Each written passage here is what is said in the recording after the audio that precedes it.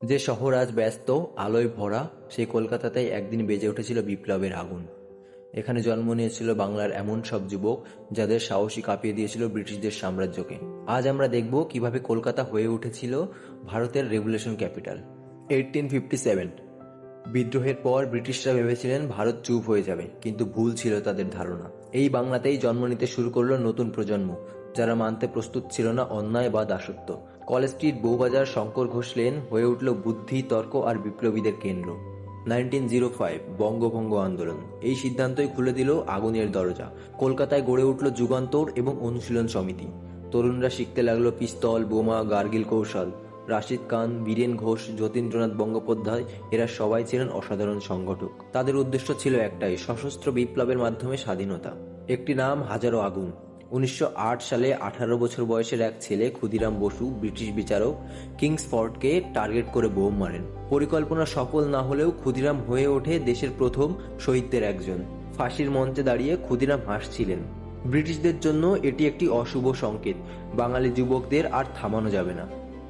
1908 আলিপুর বোমা মামলা, ভারত স্বাধীনতা আন্দোলনের সবচেয়ে বড় মামলা। 33 জন বিপ্লবী, ব্রিটিশদের চোখে সবাই ছিল বিপজ্জনক টেররিস্ট, কিন্তু বাংলার কাছে ওরা ছিল সিংহ।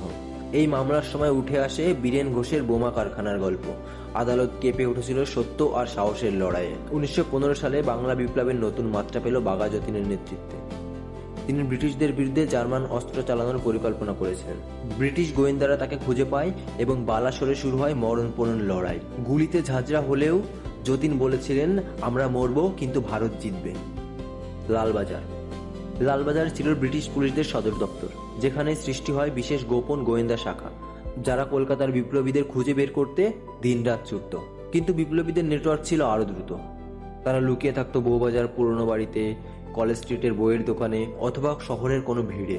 1947 ভারত স্বাধীন হলো, কিন্তু এই স্বাধীনতার পেছনে কলকাতার বিপ্লবীদের রক্ত, ত্যাগ আর যন্ত্রণা কতটা ছিল আজ অনেকেই তা জানেন না। যারা নিখোঁজ হলেন, যারা ফাঁসিতে ঝুললেন, যারা নির্বাসনে গেলেন, তাদের আত্মত্যাগেই তৈরি হয়েছিল এক স্বাধীন ভারত।